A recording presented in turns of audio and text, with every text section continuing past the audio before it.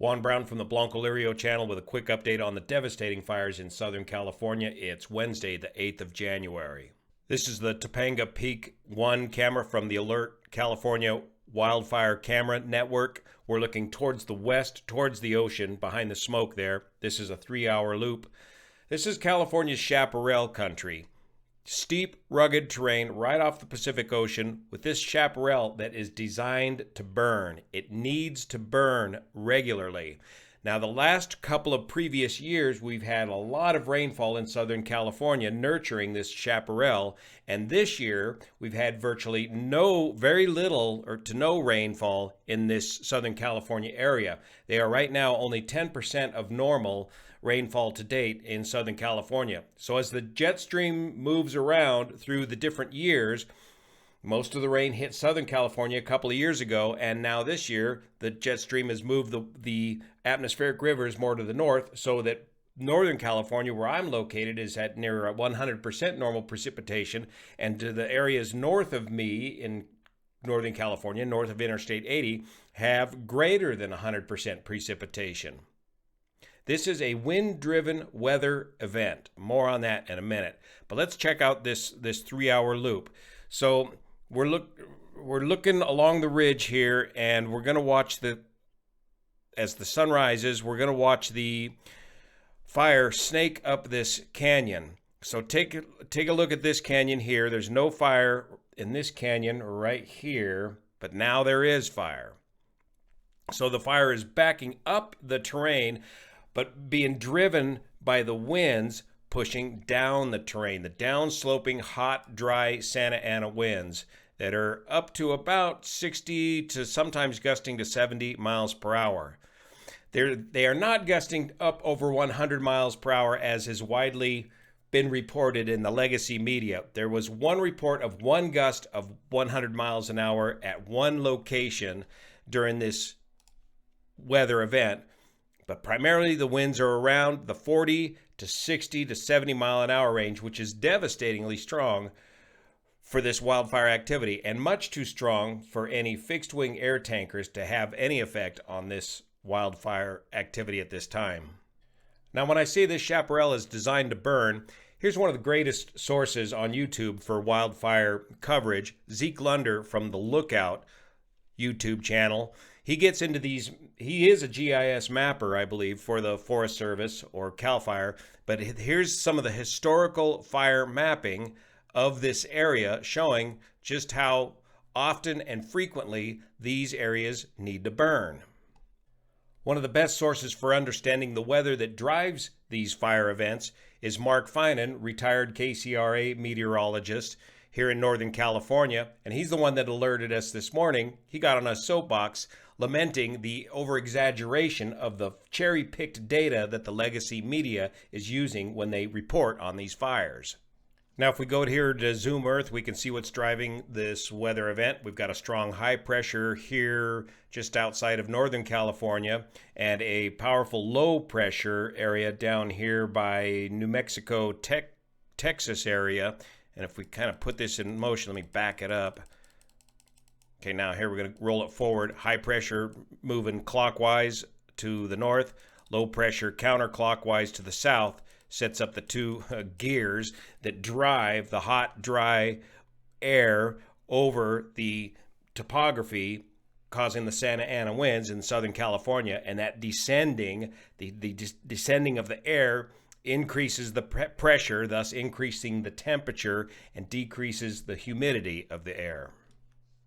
Now, if we go to the CAL FIRE website, where they've got 4 major wildfires in the Southern California area. This is one of them, the Palisades fire. And look at this sudden change in the number of acres. Now they're reporting on this website 11,802 acres. Just earlier this morning, they were calling this fire at 5,000 acres.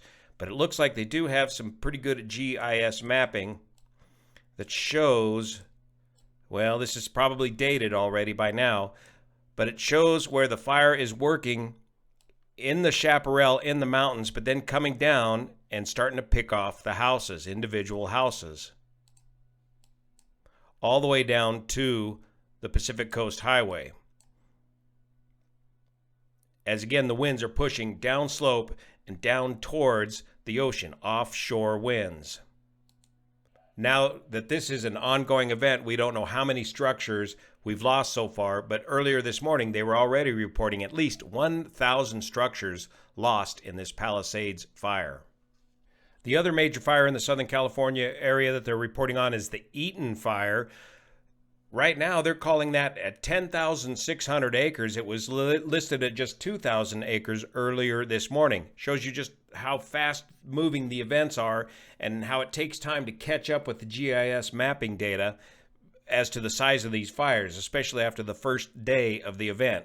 So this Eaton fire is located to the east of the Palisades fire, just north of Pasadena, Altadena, and right at the base of the Los Angeles National Forest and the mountains just north of Pasadena. Here's an interesting live view of both of these fires from Verdugo Peak, located just to the north of LA. And now I can scroll down here to this lower screen and I get a cursor as to the compass heading that the camera is looking at. So over here to the east is the Palisades fire. And then if we can scroll this thing over, we can scroll over here to the east and look at the Eaton fire coming down out of the mountains from the Angeles National Forest. If we take a look at the Arcadia camera, just to the east of Altadena, we can get a view of what it looks like after the fire has already burned through. And that was a hot, fast-moving fire in this area here that scorched it right down to earth. Let's look at the co-located camera. Here's the other Arcadia camera showing the aftermath of the fire. Regarding the use of air tankers and aerial assets on these fires, it's much too windy for the air tankers and aerial assets to be effective on these fires. It's much too windy and dangerous and turbulent to put them up there. Now, right now at the live view, the winds have settled down a bit today, and they're beginning to put some aerial assets up. But right now, it looks like, here's lead 7-8. That's my old job with the Forest Service. They're just kind of scouting around, looking to see what they can do if they can get into the air tankers up into the air, if the winds subside enough, to figure out where is going to be the effective use of aerial retardant on this fire. So we got lead 7-8 on this live view. Looks like Air Attack 310. We've got another OV10. There's, Air Attack. Wait a minute. That's 429 Delta Foxtrot. Then who that is, I'm not exactly sure, but it's another spotter type aircraft. We've got numerous helicopters working in the area. But right now, as of 12:21 this afternoon, no air tankers. Intel 1-2, that's a mapping ship, GIS mapping ship. And check out the traffic coming into LAX. It's all east flow now. So it's the complete opposite direction what they're normally used to. And you can watch the plane spotter channel down there. You can see the smoke in the background as they do their live feeds from the Los Angeles airport. Now, there's been a lot of coverage of the use of these scooper aircraft from Canada. They come down to LA on contract each year. And they've got the ability to quickly scoop a lot of water off the Pacific Ocean if the conditions are good enough. And with these offshore winds, it tends to kind of smooth out the ocean directly offshore. So these guys can get down there and scoop up.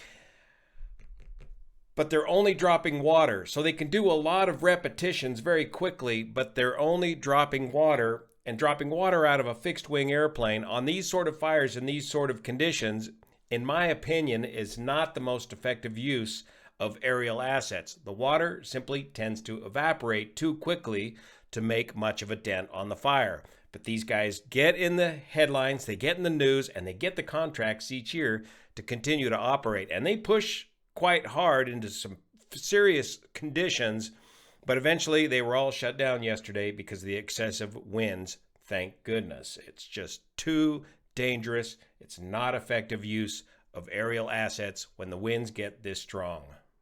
In the press briefing, some of the emergency services personnel were explaining how this Eaton fire is primarily an LA County fire at this point. The LA County Fire Department is working it, and they are fighting it primarily using urban water sources.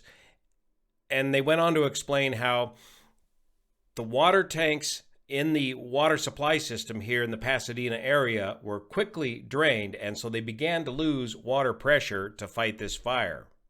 Now, CAL FIRE resources have been called up. Some of those resources were ordered up before the firestorm even started, and so they're going to get a big bunch of CAL FIRE help from numerous counties all around California and Nevada to help battle these blazes.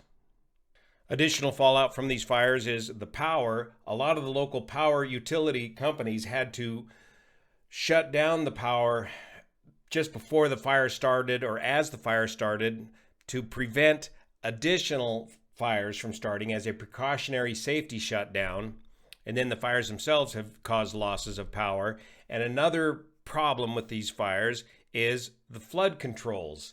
The flood control agencies in the local area are being damaged as well by these fires. Some of their infrastructure has been burned up, and a lot of their flood control pathways have been clogged up with debris. So long after the fire, when the rains return, there will be increased problems from flooding, flash flooding, through these steep mountains that drop right down into these urban areas.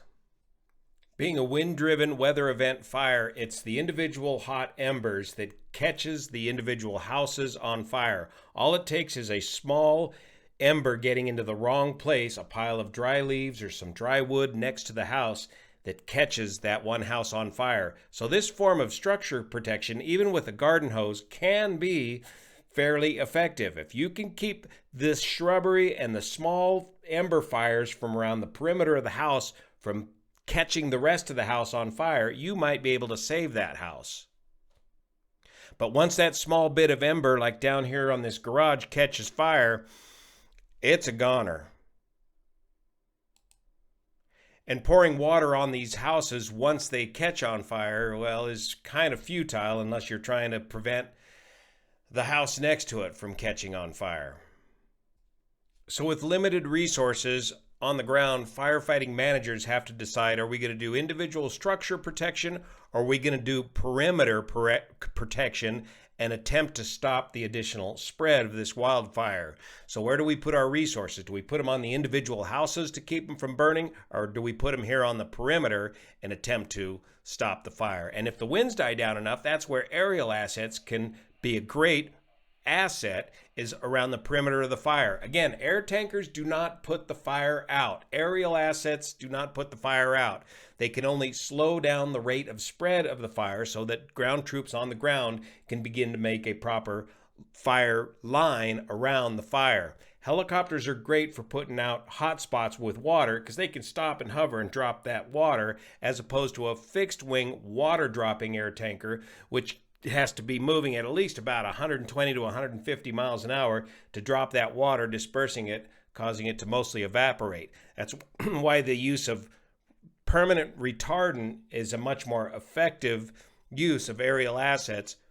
With the retardant, you can lay that onto the vegetation and really slow down the rate of spread of that fire. But again, only if the winds calm down enough to safely allow the operation of the aircraft.